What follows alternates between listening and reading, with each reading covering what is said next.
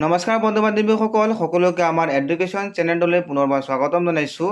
বন্ধু বান্ধৱীসকল, SBI বেংকৰ ফালৰ পৰা পুনৰ এটা ভাল খবৰ আহি পৰিছে। কাৰণ SBI বেংকে নতুনকৈ PO প্ৰবেনশ্যনাৰী ভেকেঞ্চি মুকলি কৰিছে। বন্ধু বান্ধৱীসকল, টোটেল নম্বৰ ভেকেঞ্চি মুকলি হৈছে 1673টা।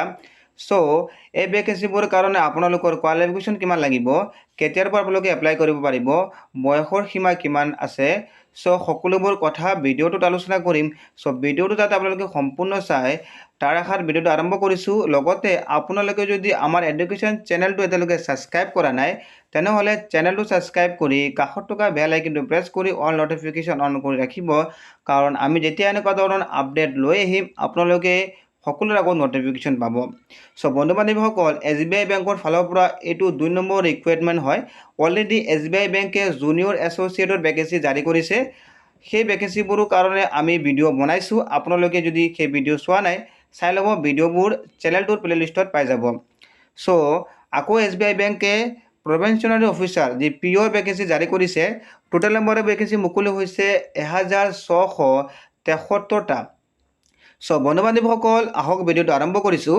আপোনালোকে চাব পাৰিব যে ষ্টেট বেংক অফ ইণ্ডিয়া, যিটো SBI আপোনালোকে সকলোৱে জানে, লাষ্ট ডেট দিছে 12/10/2022। ঠিক আছে, অক্টোবৰৰ 12 তাৰিখলৈকে আপোনালোকে এপ্লাই কৰিব পাৰিব। ঠিক আছে, বন্ধু বান্ধৱীসকল, আপোনালোকে চাব পাৰিব state bank of India SBI has released an employment notification for the recruitment of 1673 probationary officer PO vacancy.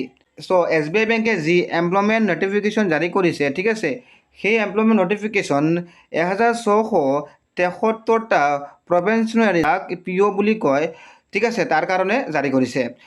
আপোনালোক যদি ইণ্টাৰেষ্টেড আৰু এলিজিবল হয়, তেনেহ'লে অনলাইন এপ্লাই কৰিব পাৰিব। বন্ধু বান্ধৱীসকল, আপোনালোকে চাব পাৰিব যে SBI PO ৰিকুৱাৰমেণ্ট 2022ৰ নেম অফ পোষ্ট, ঠিক আছে, যিটো পদৰ নাম হয়, সেইটো নাম হৈছে প্ৰবেনশ্যনাৰী, ঠিক আছে, প্ৰবেনশ্যনাৰী অফিচাৰ PO বুলি কয় তাক। ঠিক আছে, টোটেল নম্বৰ ভেকেঞ্চি কিমানটা আছে, 1673, ঠিক আছে, 1673টা ভেকেঞ্চি আছে। ঠিক আছে, ইয়াত আপোনালোকে চাব পাৰিব এই ভেকেঞ্চিবোৰ কেটেগৰী ৱাইজ ভাগ কৰি দিয়া হৈছে। ঠিক আছে, মিনছ আপোনালোক যদি SC কাষ্টত বিলং কৰে, তেনেহ'লে 240টা ভেকেঞ্চি আছে আপোনালোকৰ কাৰণে। যদি আপোনালোক ST কাষ্টত বিলং কৰে, তেনেহ'লে 120টা ভেকেঞ্চি আছে আপোনালোকৰ কাৰণে। OBC সকলৰ কাৰণে 432টা ভেকেঞ্চি আছে। EWS সকলৰ কাৰণে 160টা ভেকেঞ্চি আছে। আৰু জেনেৰেল সকলৰ কাৰণে 648টা ভেকেঞ্চি আছে। বন্ধু বান্ধৱীসকল, SBI PO ভেকেঞ্চিৰ ওপৰত আপোনালোকে যদি চাকৰি পায়, তেনেহ'লে আপোনালোকৰ পে স্কেল কিমান থাকিব, ষ্টাৰ্টিং আপোনালোকক 36,000 টকা দিয়া হ'ব। ঠিক আছে, আদাৰ এলাউঞ্চেছ পাব আপোনালোকে। লগতে শেষ পৰ্যায়ত আপোনালোকৰ দৰমহা কিমানকৈ হ'ব, 63,840 টকালৈকে আপোনালোকৰ দৰমহা শেষ পৰ্যায়লৈকে যাব। ঠিক আছে, ষ্টাৰ্টিঙত আপোনালোকক 36,000 টকা দিয়া হ'ব। বন্ধু বান্ধৱীসকল, eligibility criteria of SBI PO recruitment. বয়সৰ সীমাটো আপোনালোকে চাই ল'ব। আপোনালোকৰ বয়স 21 বছৰৰ তলত হয়, তেনেহ'লে এপ্লাই কৰিব নোৱাৰিব। আৰু আপোনালোকৰ বয়স যদি 30ৰ ওপৰত হয়, তেনেহ'লে এপ্লাই কৰিব নোৱাৰিব। ঠিক আছে, আপোনালোকৰ বয়স কাউণ্ট কৰা হ'ব। ঠিক আছে, 2022ৰ এপ্ৰিলৰ 1 তাৰিখলৈকে বয়স কাউণ্ট কৰা হ'ব। ইয়াত আপোনালোকে চাই ল'ব, আপোনালোক যদি ইয়াৰ 2001ৰ পিছত জন্মগ্ৰহণ কৰে, এপ্লাই কৰিব নোৱাৰিব। আৰু যদি আপোনালোক 1992ৰ আগত জন্মগ্ৰহণ কৰে, তেনেহ'লে এপ্লাই কৰিব নোৱাৰিব PO পোষ্টৰ কাৰণে। ঠিক আছে, গম পাইছেনে ফ্ৰেণ্ডছ? বন্ধু বান্ধৱীসকল, আপোনালোকে এজ ৰিলেক্সেশ্যন পাব। ঠিক আছে, আপোনালোক যদি SC STত বিলং কৰে, 5 ইয়াৰ্ছৰ ৰিলেক্সেশ্যন পাব। যদি আপোনালোক OBC MOBCত বিলং কৰে, তেনেহ'লে 3 ইয়াৰ্ছৰ ৰিলেক্সেশ্যন পাব। আৰু আপোনালোক যদি PWD কেটেগৰী হয়, তেনেহ'লে 10 ইয়াৰ্ছৰ ৰিলেক্সেশ্যন পাব। Up to 50 years for SC ST সকল। ঠিক আছে, যোনবোৰ ল'ৰা ছোৱালী SC STত বিলং কৰে আৰু তেওঁলোক PWD কেটেগৰী হয়, তেনেহ'লে তেওঁলোকক 15 বছৰৰ ৰিলেক্সেশ্যন দিয়া হ'ব। আৰু যোনসকল OBC NCL কেটেগৰীৰ হয়, তেওঁলোকক 13 ইয়াৰ্ছৰ ৰিলেক্সেশ্যন দিয়া হ'ব। বন্ধু বান্ধৱীসকল, PO পোষ্টৰ কাৰণে আপোনালোকৰ কোৱালিফিকেশ্যন কিমান লাগিব, ইয়াত চাই ল'ব। Graduation in any discipline from a recognised university, ঠিক আছে, or any equivalent qualifications recognised as such by the central government. ঠিক আছে, আপোনালোকৰ তাত যদি BA ডিগ্ৰী আছে, তেনেহ'লে আপোনালোকে PO পোষ্টৰ ওপৰত এপ্লাই কৰিব পাৰিব। ঠিক আছে নহ'লে আপোনালোকৰ তাৰ যদি তাৰ সমতুল্য কোনো চেণ্ট্ৰেল গভৰ্ণমেণ্টৰ ডিগ্ৰী আছে তেনেহ'লে আপোনালোকে পিঅ' পষ্টৰ কাৰণে এপ্লাই কৰিব পাৰিব চ' বন্ধু বান্ধৱীসকল আপোনালোকে চাব পাৰিব এপ্লিকেশ্যন ফিজ ঠিক আছে কেটেগৰী ৱাইজ এপ্লিকেশ্যন ফিজবোৰ ভাগ কৰি দিয়া হৈছে ঠিক আছে ইয়াত চাব পাৰিব আণ্ডাৰ ৰিজাৰ্ভ EWS OBC সকলে ঠিক আছে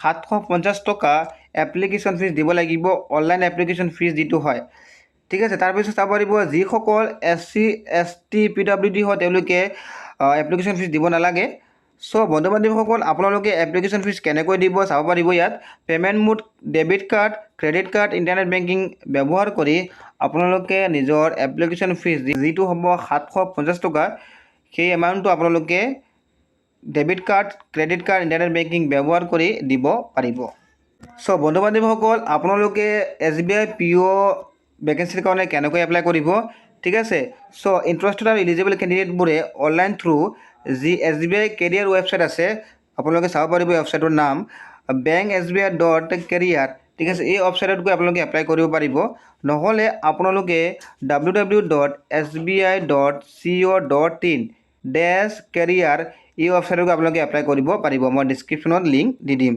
যেতিয়া আপোনালোকে SBIৰ কেৰিয়াৰ পৰ্টেলত ভিজিট কৰিব ঠিক আছে চ' প্ৰথম এটা লিংক পাব অনলাইন এপ্লিকেশ্যন লিংক ঠিক আছে অনলাইন এপ্লিকেশ্যন লিংকত ক্লিক কৰাৰ পিছত আপোনালোকৰ সন্মুখত এটা ৱেব পেজ অ'পেন হ'ব ঠিক আছে যেতিয়া ৱেব পেজটো অ'পেন হ'ব ঠিক আছে অ'পেন হোৱাৰ পিছত আপোনালোকৰ সন্মুখত এপ্লিকেশ্যন ফৰ্মখন খোল খাব ঠিক আছে এপ্লিকেশ্যন ফৰ্ম খোল খোৱাৰ পিছত আপোনালোকে নিজৰ পাৰ্চনেল আৰু এডুকেশ্যন ডিটেইলছবোৰ ফিল কৰিব ঠিক আছে তাৰপিছত চাব যে যেতিয়া আপোনালোকে নিজৰ পাৰ্চনেল আৰু এডুকেশ্যন ডিটেইলছবোৰ ফিল কৰিব তাৰপিছত আপোনালোকে কি কৰিব লাগিব নিজৰ পাছপোৰ্ট সাইজ ফটোগ্ৰাফ এখন আৰু সিগনেচাৰৰ লগতে যিমানবোৰ ৰিকুৱাৰ্ড ডকুমেণ্ট আছে সকলোবোৰ আপোনালোকে আপলোড দিব ঠিক আছে চ' তাৰপিছত আপোনালোকে নিজৰ এপ্লিকেশ্যন ফিজ দিব এপ্লিকেশ্যন ফিজ কিমান দিব আপোনালোকে চাইছে আৰু কোনে কোনে দিব চাইছে ঠিক আছে চ' এপ্লিকেশ্যন ফিজ দিয়াৰ পিছত কি কৰিব আপোনালোকে শেষত যিটো ফাইনেল ছাবমিট বটন থাকিব সেই ছাবমিট বটনত ক্লিক কৰিব ক্লিক কৰাৰ লগে লগে আপোনালোকৰ যি ফৰ্ম হ'ব ফৰ্মখন ছাবমিট হৈ যাব আৰু